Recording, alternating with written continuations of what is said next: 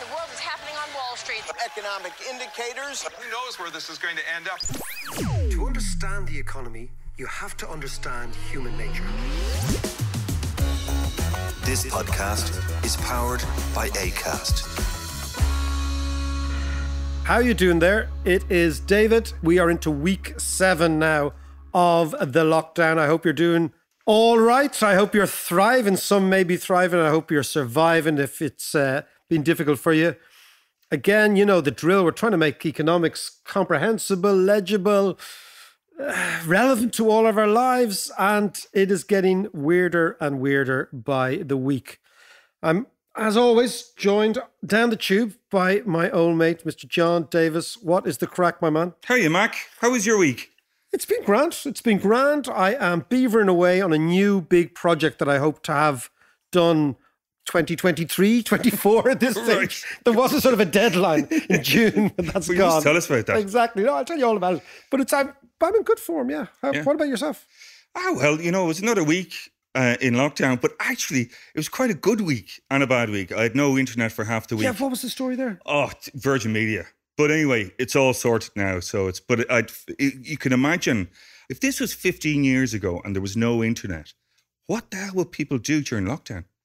Like our kids would have gone mad. Very good question. Drink stag? Drink more stag. Exactly.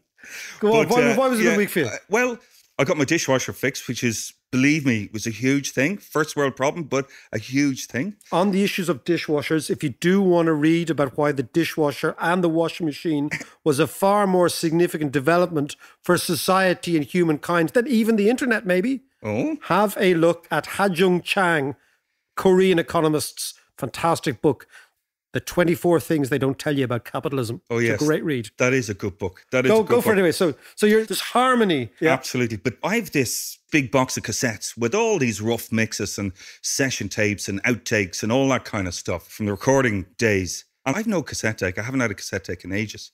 But I got onto Amazon and got one of these little Walkman style cassettes. You bought a Walkman? Just so I could listen to them.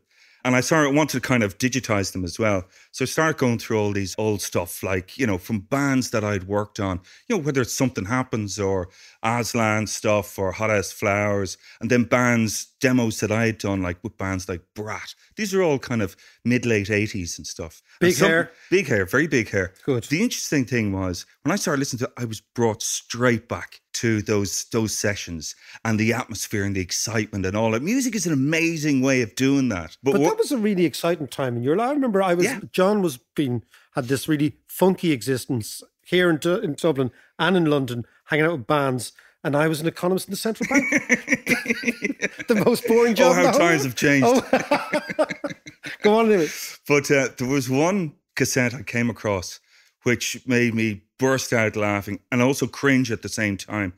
And it was with a guy called Smiley Culture. I don't know if you remember Smiley Culture. Himal talking like that, dear. Yeah, absolutely. And one of his biggest hits was called Cockney Translation, which translated Cockney to Patois. And and it was a huge hit. Fantastic. It was a huge hit. But anyway, so I did a track with them called, what was it called? Can't Stop the Rap.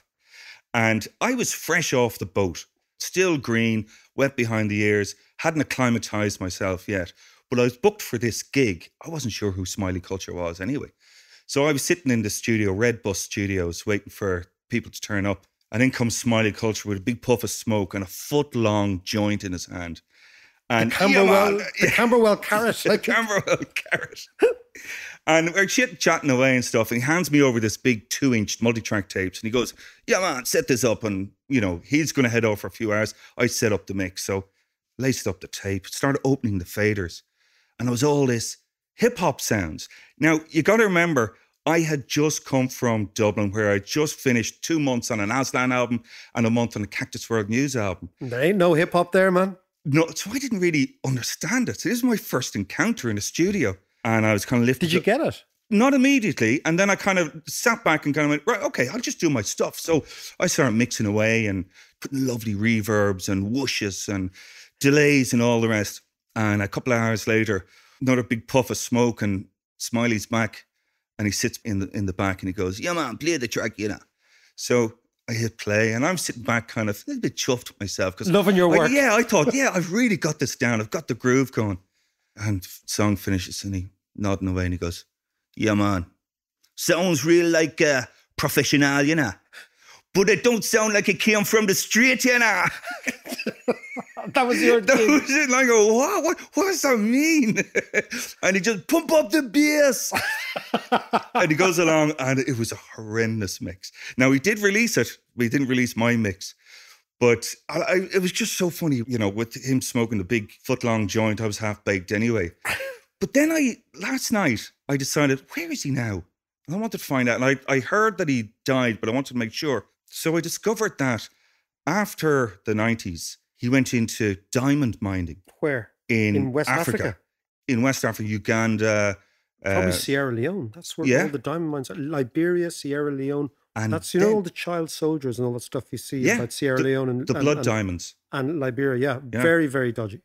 And then in 2010, he got arrested for coke. And he didn't turn up in court. So cops went down to arrest him. And apparently he died, he killed himself by stabbing himself in the heart. Jesus. By the way, we don't always open the podcast with such gruesome stories. Yeah, I know. This is like Harry Kiri Rasta style. But that's what it was. Now, apparently there wasn't a full report made at the time, or wasn't made public. Remember in 2011, there was huge London riots? Apparently that was a big contributing factor. So there you go. What was the big contributing factor? His death. His death. Because it was in the hood and it was... This is when the relations between black communities and cops was really bad in London. That's a fascinating story. Now you see why the lockdown is being used by various people in various different ways. John, of course, is going back to his golden age. The roads man. His golden age. That's a brilliant story. Brilliant story. By the way, John's back catalogue of yarns is an outstanding back catalogue. He's only just beginning to get comfortable with the medium. In a couple of weeks' time, you're going to get all sorts of... I've more for you. It's going to be tales of the unexpected from John Davis in various studios around West London, circa 1987 to 1995. That's about right. Exactly. Yeah. Anyway, but you're all good anyway. It was all good, yeah. Cool. So come here, tell us. Just saw there recently that the government, with their 250 million quid grant for small businesses. For small business. What's that all about? Tell us. Okay, so John, you know that I've always believed that small businesses are the heart and soul of the economy. Yeah, of course. They are. That basically you can't run an economy with multinationals and civil servants alone, right? Yeah. That the big chunk in the middle are small businesses. And I also think that the government up until now has been really remiss in terms of trying to give them a break. And the reason it has been is because I don't actually think that the Department of Finance and Central Bank together understood the significance of the policy latitude that the ECB gave Ireland when it said 3 weeks ago, we will refinance you at 0%. So the ECB... Yeah, what's the significance of that? So this is hugely significant. And I'm glad now the government are beginning to slowly react to it. But slowly is, it's better they're doing things than doing nothing.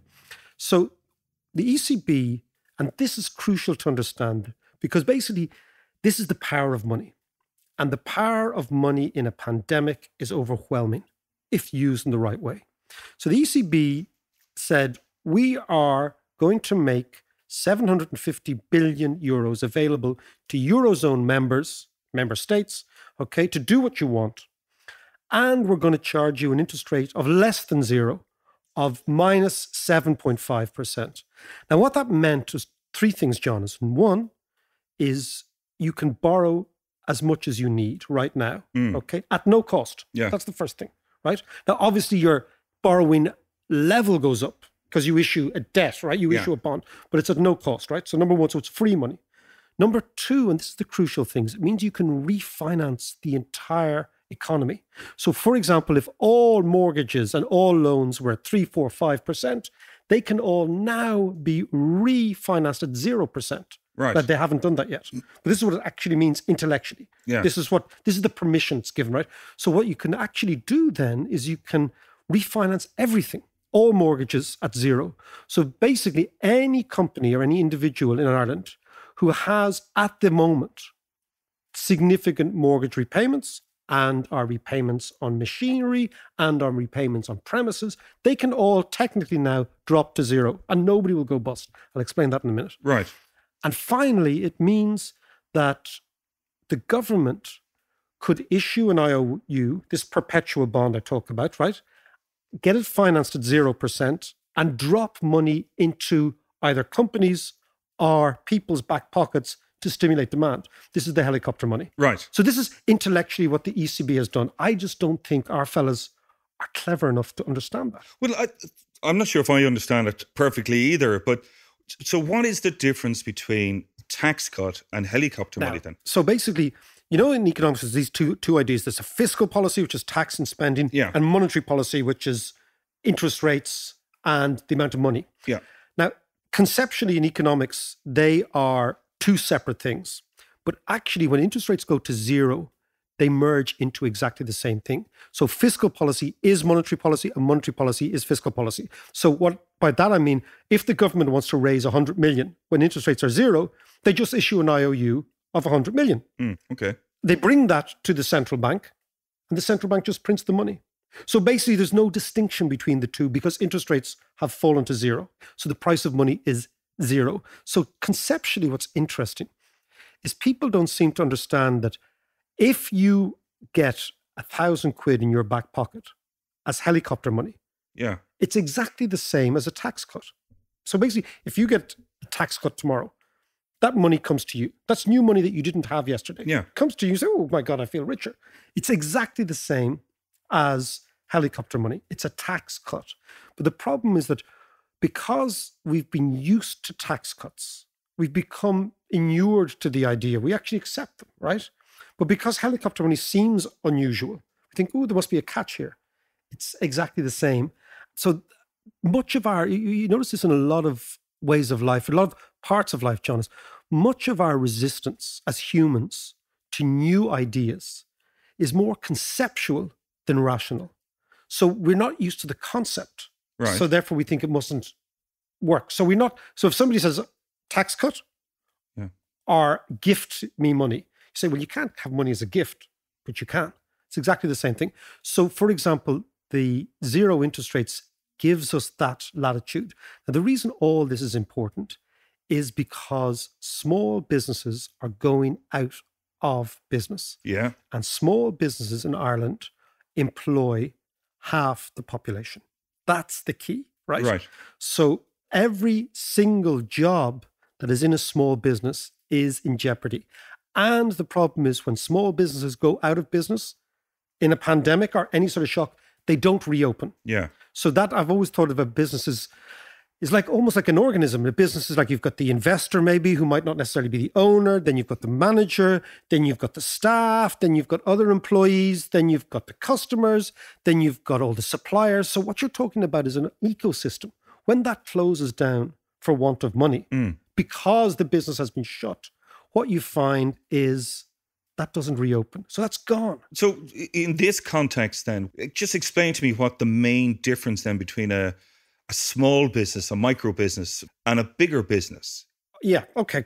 Really good question. So the first thing about small business to understand is that their margins are very low. Right, okay. So their profits are usually very, very modest. And the reason their profits are modest is that most small businesses swim in an incredibly competitive world, right? Yeah. So let's say we're talking bars or restaurants. By way of example, cafes, restaurants, bars, they tend to be labor intensive. So they employ more people than other businesses do, right? Wages tend to be a huge cost of them, right?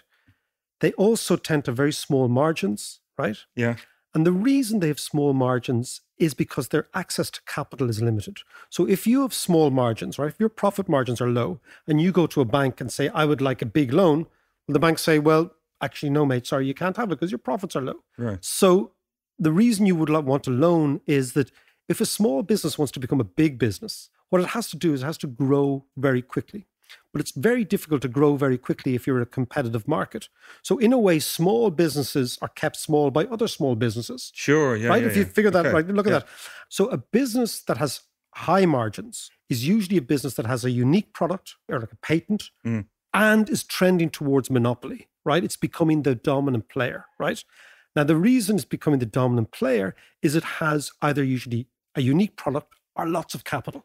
Right. So it's actually spending so much. So basically, very few small companies break out of the small company world, even though that's their objective. They're usually dragged back by other small companies. A good example of a small company that did break out is Ryanair. So Ryanair started as a very small company in a very competitive industry, or apparently competitive industry. And then O'Leary figured out, no, this is not that competitive. In actual fact, if we can bring our cost base down, we can grow rapidly. Yeah. But Ryanair is a 1 in a million company. They don't happen that often, right? Yeah. What tends typically to happen now is all the what I call the gee-whiz bang companies, the Silicon startups, right? Silicon Valley startups are big because they've loads of investor capital. Yes. Right? Yeah, yeah. So they have an unbelievable supply of cash. That's why they're big, right? Yeah. It's not some great genius. It's the fact they've got loads of cash. So if we come back to Ireland, our small businesses don't have access to cash. They're very small margins, and they're usually what they call bootstrapped, which is they're financed out of their own cash, right? Yeah. The reason this is important is when their cash flow stops, like has happened in COVID, any assets they have are illiquid. And what that means is that any assets they have are usually the building they're in, or maybe some specialist equipment they have. Like if you're a restaurant, you have ovens or whatever it's been. You can't sell those quickly in a downturn. Yeah. They're illiquid. So unlike a big company that can sell its own shares. And they're probably still paying They're probably still paying the leases or whatever it happens to be, right? So they're entirely dependent on cash flow, right? If you close them down because of a pandemic, they don't reopen because they've no alternative sources of cash. And what people also don't realize, and I've always been a big supporter, is that the small business owner is kind of a hero of mine. They're kind of heroic people. People forget that these are the characters who are awake at night. These are the characters who worry about everything. There's so many things going on in their heads. There's the product, there's advertising, there's paying the staff, there's paying the taxes, there's figuring out, can we do this, can we do that? These are extraordinarily energetic individuals. And I think, and I've told you this before, we've talked, over the years, I've always been angered at the way in which they're kind of dismissed by what I would call third-rate ideologues, or even third-rate intellectuals who always look down their nose at these people. And I believe they're the heroes of the economy because they employ so many people. They're the lifeblood of the economy. And I mean, we've talked about before, people who really twigged them in Joyce's day, in James Joyce's day, they were called the civic bourgeoisie. Right. And Joyce was a modernist, right? And he thought, rather than make the hero some sort of Hamlet type character, like Shakespeare, right? A prince. Yeah. Let's make the hero an advertising copywriter, like Bloom. I always thought that was a really odd choice, actually. But it's really strange. Advertising wasn't big, really. Because he was kind of really neurotic, anxious, Leopold Bloom, an outsider, used to fuss about making tea, was worried about how the sewers worked in Dublin, was obsessive about whether the trams ran on time. These were his obsession. He had the obsession of the every guy, right? Yeah. Not some sort of soliloquy, should I kill myself, should I not? All that sort of stuff, right? And that's what I love. So Joyce put the small businessman central to his world and the everyday experience of the small businessman. The reason I champion these is they're the people who are being crushed by the pandemic. That's the thing. Yeah. So the big companies has got access to investors' cash. It's got access to the stock market. It's got access to banks. That's the first thing. The big, for example, semi-state companies here in Ireland, like your gas companies, your electricity companies, they're fine. They're all grand. It's the small companies are being exposed. So do you think this 250 million grant is going to be enough? Is it? It's certainly going along the right lines, sure. Yeah, and I think it is. Yeah. Because a small company has two costs. One is fixed costs, one is variable costs, right? It's moving in the right direction. What has happened in the UK, for example, the UK moved quicker on this. They've given a loan, a zero interest rate loan to small companies up to £50,000, right? What we're looking is doing something quite similar, except we're giving a grant. Now, I happen to think a loan is a better way of doing it. And the reason a loan is a better way of doing it is because what the Brits have done is they've made their banking system subordinate to the government. Right. They said to the banks, Barclays and all this, you administer this, right? You do what you would always do, but make sure these people get the loans. My fear is that a grant-based system, you've got applications, it's a bureaucracy, you get the bureaucracy involved, and suddenly you're actually in a process that actually takes a long, long time. But it is a move in the right direction. The reason we could do it is, first of all, the ECB has said we will finance everything. So I come back to what we were talking about. The Irish banks could do this in a heartbeat, reprice every loan to zero. The ECB has set up a loan extension called TLTRO, which is basically a technical thing. Doesn't matter, right? Oh, yeah, it's all doable. AIB is 70% owned by the state here. So AIB could start that. And once AIB started it, the other banks would have to do it because people would migrate to the other banks. So if you knew that AIB was giving you a mortgage for nothing, you'd say to that Bank of Ireland, sorry, I'm gone, right? Okay. So all you do is one bank to do this. And then you think, okay, but how would it work? Because the banks earn money by charging the borrower interest and then giving the depositor money. But the reason is central banks can do a thing called dual interest rates. They can give depositors 1% on their deposit and still charge borrowers 0 because the central bank can do anything. It's a thing called dual interest rates in monetary economics, right? It's a very simple idea, right? That basically you split your balance sheet, right? And then you think, okay, but if the central bank is financing the banks to give interest, surely the central bank then will go bust. Yeah. But the interesting is central banks can't go bust. You've never heard of a central bank going bust. And the reason they can't go bust is they actually print the money. Yeah. So it's a thing called seigniorage in economics, which is how much money the central bank makes from printing it. Yeah. And then you say, well, our central bank doesn't print it.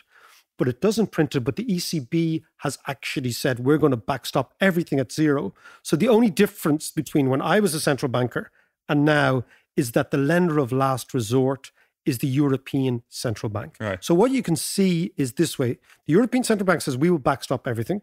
That allows the Irish Central Bank to instruct our banks to reduce interest rates and reprice the entire debt structure of the economy. Everything, right?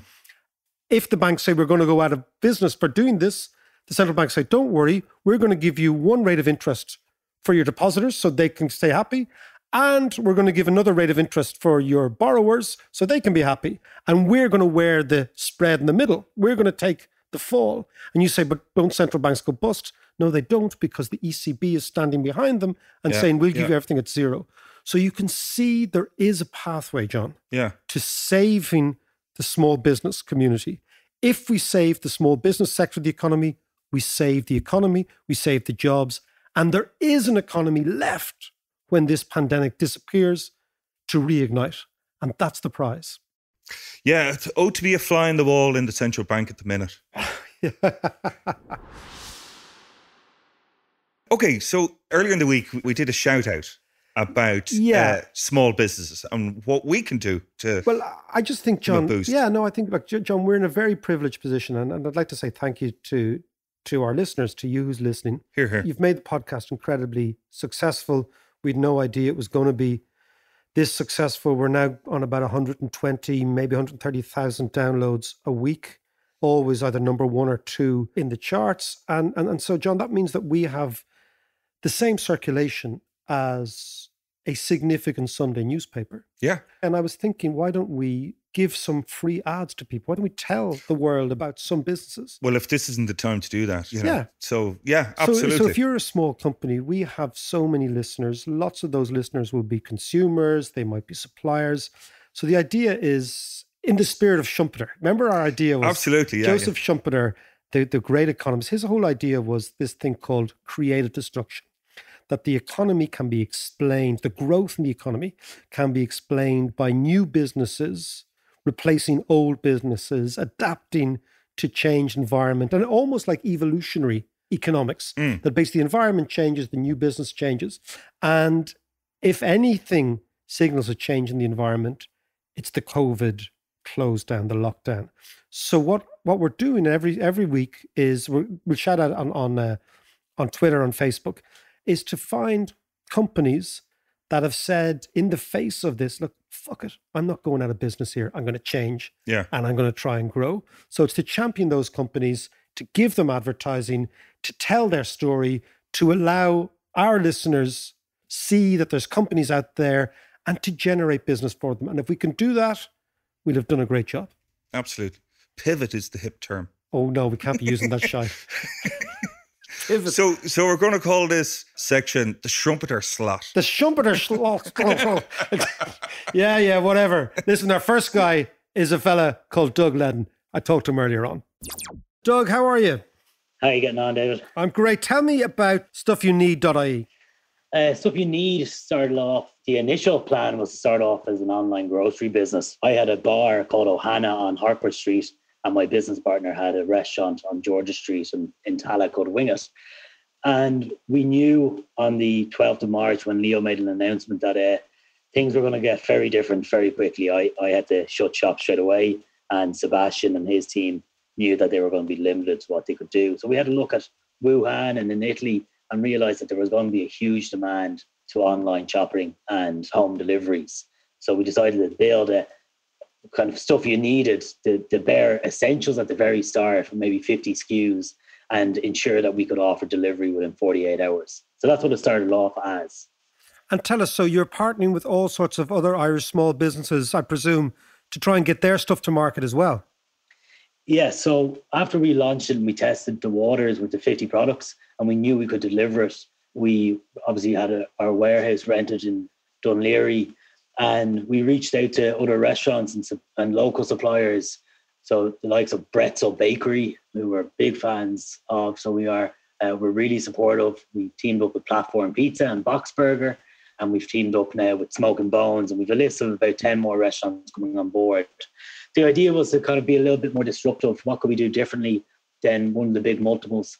And it was to offer that home experience to somebody, to give somebody something to do in the afternoon or the evenings at the weekend, whether that's creating your perfect pizza from Platform or making a cocktail from Bonnock or from one of the other cocktail kits companies that we have. So we've tried to, everything we add on as kits, we try to make it Irish and also to give somebody something to do. So they're not just purchasing and getting it delivered, they're having an experience with it, because during the lockdown, people are getting a little bit antsy. So listen, Doug, that's brilliant news. Listen, well done. Congratulations. I hope it goes very well for you. I believe the start's been pretty good.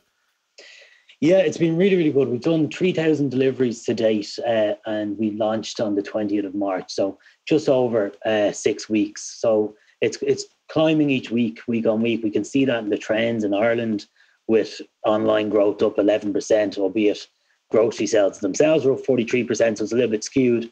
But we believe that we've created a niche with really strong Irish products, and with our fingers on the pulse, we're able to roll out new restaurant kits week on week, which is adding to our marketing and adding to our story and getting a lot more people behind us. And just, Doug, post-COVID, what do you think is going to happen to this product? We got very excited on this 16th of April. A link went into our group of your podcast, which was saying that people's trends and changes are going to change. And that was obviously just a couple of weeks after we launched Stuff You Need. And we couldn't agree more with what you were discussing. You were saying people in I think it was the 80s and 90s used to get their fruit and veg and their milk delivered. And we couldn't agree more. We think this has given the online commerce or business the boost that it needed, that it wasn't really getting in Ireland. We weren't really adapting to online shopping.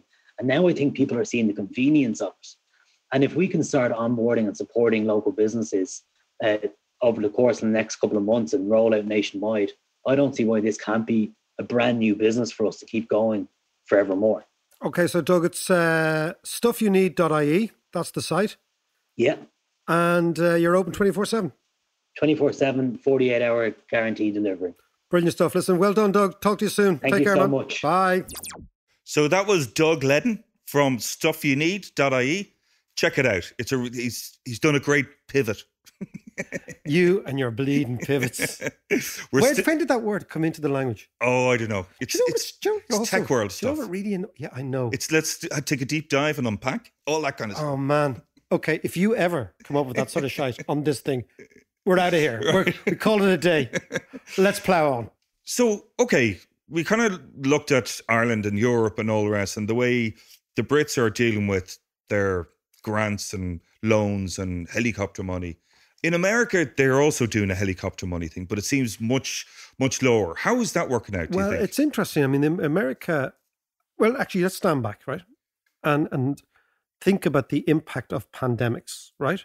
These sort of massive, massive shocks to the system have long-term, very, very long-term impacts on thinking, right, on the way in which people... So, for example, you take something, let's say, you talked about Britain. I was reading there. I was reminding myself there that, Churchill got defeated after winning the Second World War. Yeah. Nobody would have predicted that, right? And what happens is the Second World War changed the way in which Britain thought about itself, and the coming together of all the people left a legacy. And the legacy was the following. It was like, hold on a second, we need a national health service to be paid for through taxes on rich people. We need a welfare system to be paid for. We need a national education system to be paid for. And therefore, Churchill, ironically, was, if you can say this, the general fighting the last war. He decided that he would fight the general election after the Second World War on the basis we'll go back to the same. Yeah. But the people had moved on. Yeah. So I think what we find in all this, in the United States in particular, and in Europe, is people will really have a different view of the way the economy works and the way money works and the way the whole system works. So, for example, the Great Depression changed forever how people thought about economics. Before the Great Depression, as we talked about last week, classical economics, Adam Smith, all that stuff was very much the dominant vogue, right? After the Great Depression, you have Keynesianism. Keynes said, no, hold on a second. The state has a role. When the private sector gets traumatized and stops spending, the state should start spending. And when the private sector gets traumatized and starts saving, the state should stop saving and start spending. These were ideas that only could have come in after the Great Depression. So what do you think then is the new thinking that's going to emerge? I think the new thing that's going to emerge is going to be a derivative of something called the modern monetary theory. Okay. And modern monetary theory is a way of looking at monetary economics and money, which is completely different from anything that's gone before. Now, luckily, an old friend of mine is one of the main advocates of it. She was Bernie Sanders' lead economic advisor.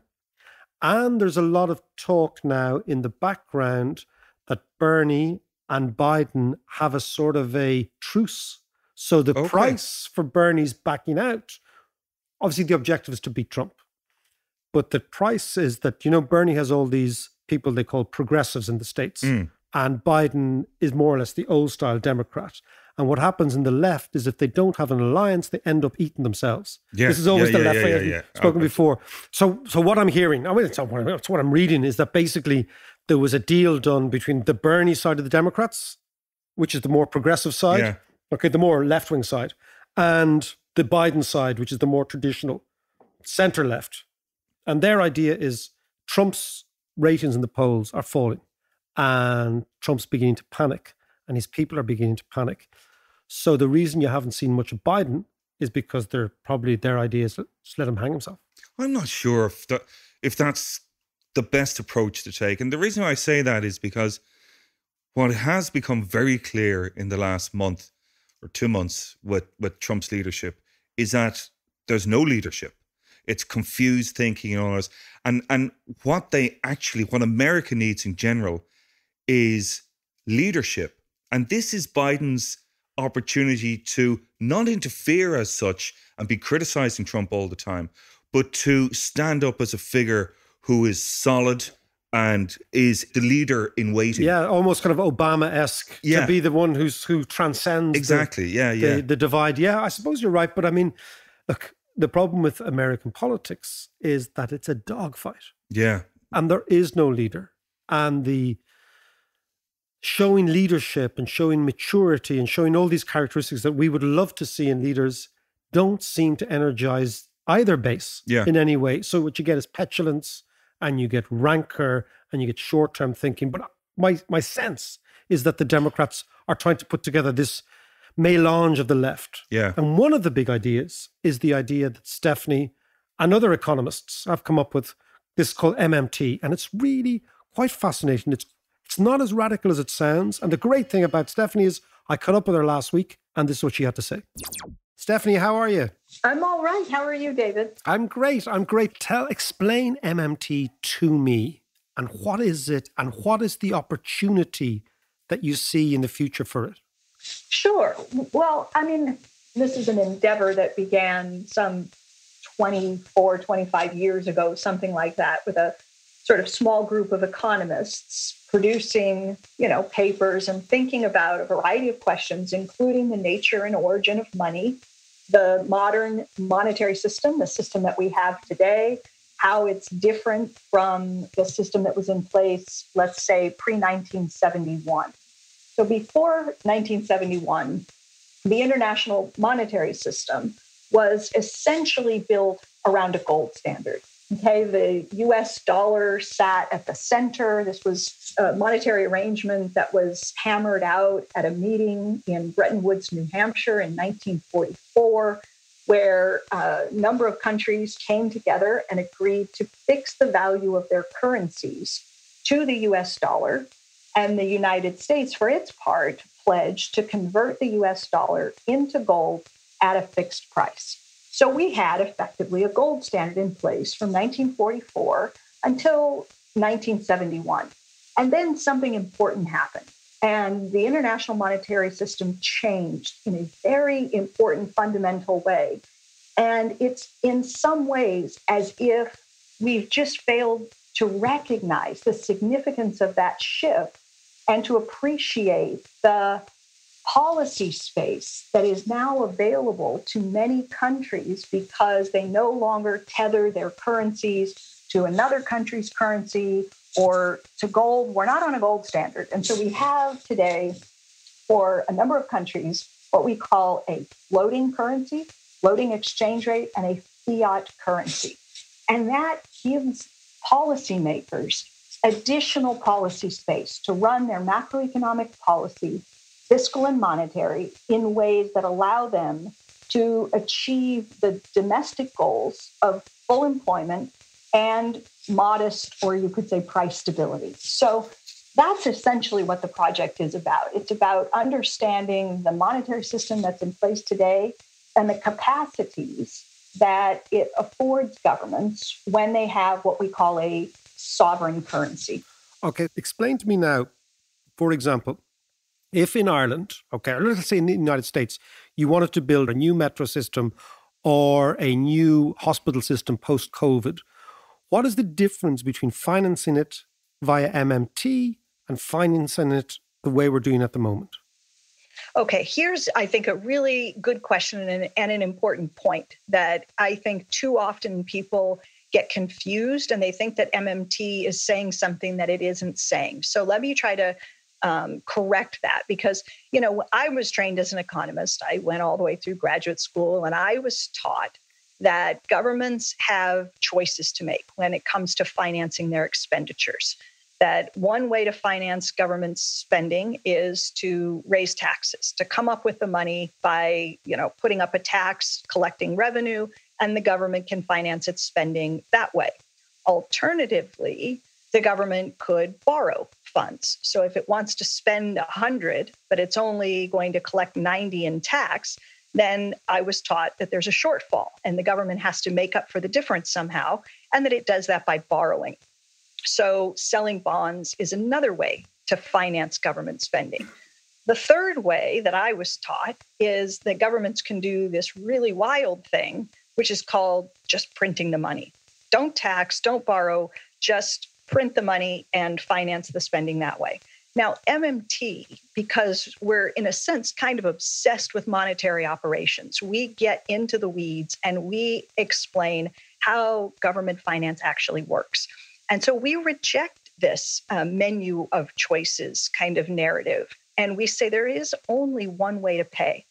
All government spending is financed in exactly the same way.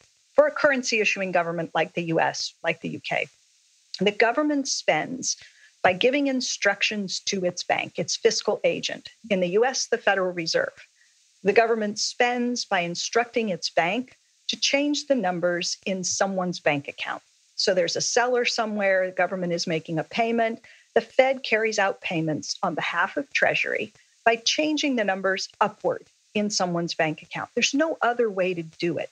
The tax and the borrowing is secondary, but it leads us to believe that the government is running its finances more like a household, that it's coming up with the money somehow, and then turning around and spending. And MMT really just says we have to reorder the sequencing because we're getting this wrong.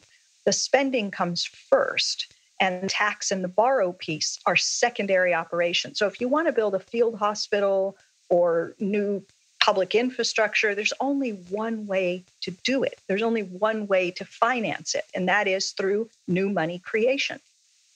Okay, so let's stick with the hospital, right? We want to build the hospital. The hospital costs, let's say, in Ireland, the price of hospitals goes up by the day. We've got a big scandal at the moment about the fact we can't keep our hospital pricing down. But let me think about the opportunity that MMT offers, okay?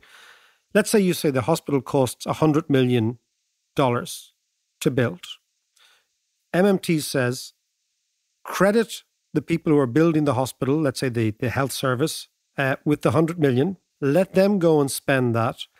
Then the income and the activities that generates from that generates the tax, and then the tax comes back a year later. And the net position is that you've just created something that was never there before. Well, maybe. I mean, I'm less interested, David, actually, in the tax coming back. That's not really important to me. Some of it will, just as a matter of the working of the tax system and the tax code.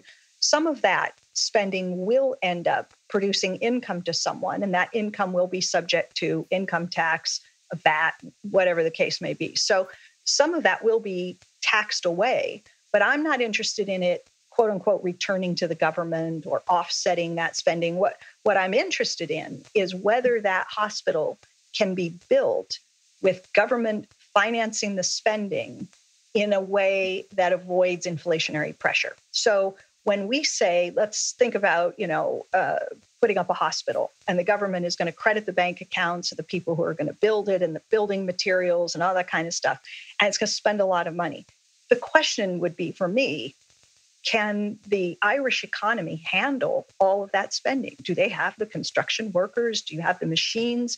Do you have the steel and other equipment that's needed to, put up this hospital? Or is the government going to have to compete with the private sector for some of those workers, for some of that capital equipment, and thereby give rise to inflationary pressure? So the question for me is about the real resource capacity, not whether the government can recover the euros or the dollars that it spends into the economy. That's not what's important. So let's take, for example, in a post-corona world, right? We have unemployment here that is probably going to peak at 20-25%. The GDP has fallen. We're in a massive deflationary world. The whole world is. It would suggest to me that the inflation threat from any change in the way in which we do business is very modest. And I'm sure it's the same. Your analysis would lead the same conclusion in the United States. If a new administration were to come in, and if this new administration decided, we're going to change the way we think about the world, what's your sense of the inflation risk from MMT in the United States?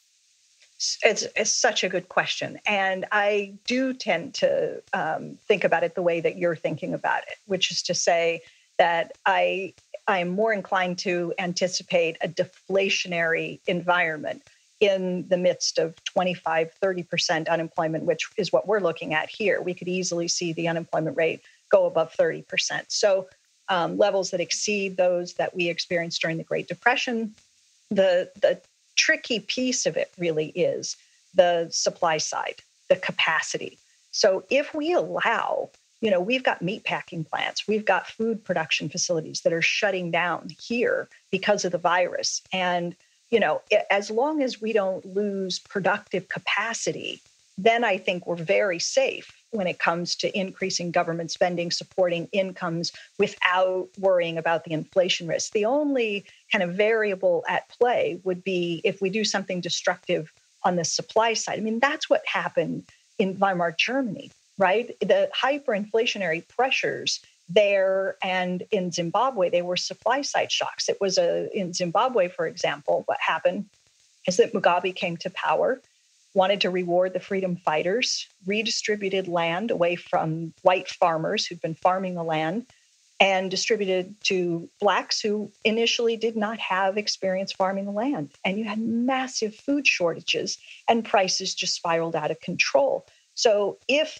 something happened to the productive capacity in the US where our factories shut down and all of a sudden you got into a situation where you're trying to juice incomes and juice demand and your economy can't respond by producing enough supply to keep up, I suppose it's important to recognize there is an inflation risk there, but that's not what I anticipate. What I expect is that we're going to be in a situation where the government is going to be able to do basically what FDR did during and after the Great Depression, which is spend a whole lot of money to employ people to support incomes and bring about a recovery.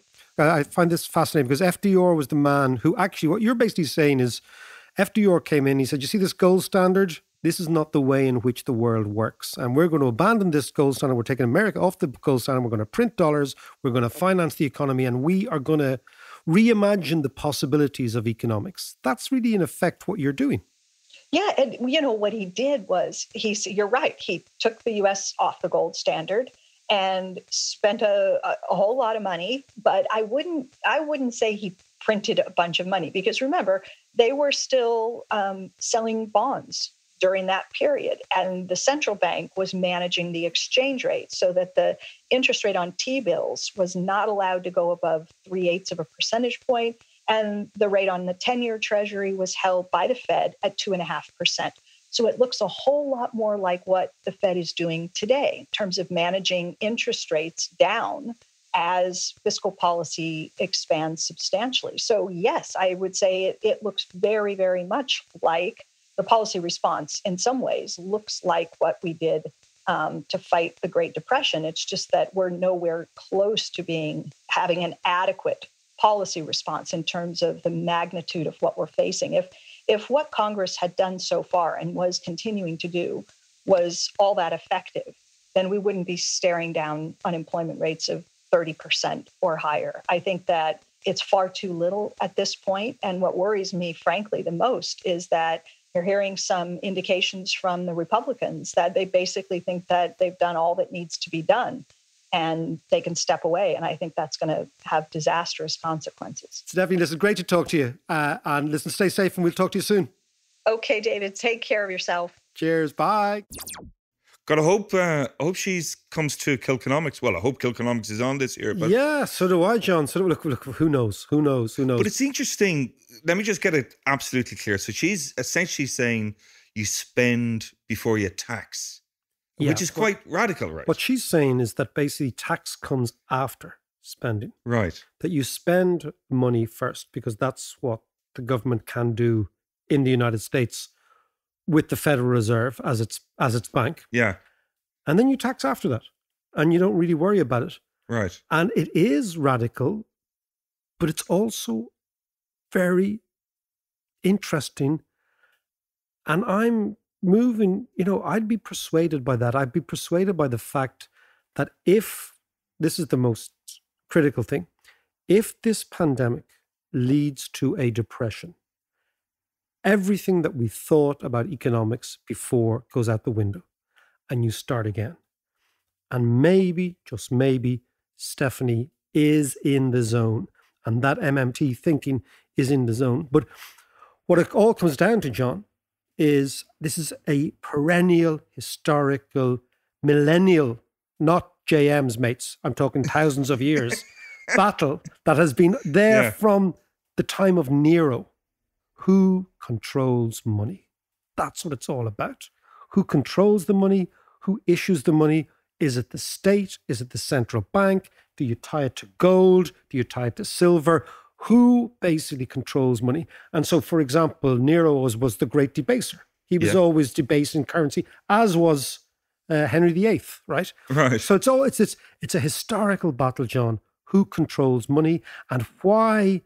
Not realizing that money is a tool in a crisis can cause you enormous social difficulties. That's what it's all about. How you doing there? How's the lockdown going for you? Why don't you use it usefully to learn economics with me? Let's learn it together. What I have is the Trinity MBA course that I give. This course is largely based on that course. It's called Global Economics, getting your head around how the economy works. So have a listen. The intro is free on Patreon. If you like it, join up. There are thousands of us doing it now. Let's do it together. Cheers.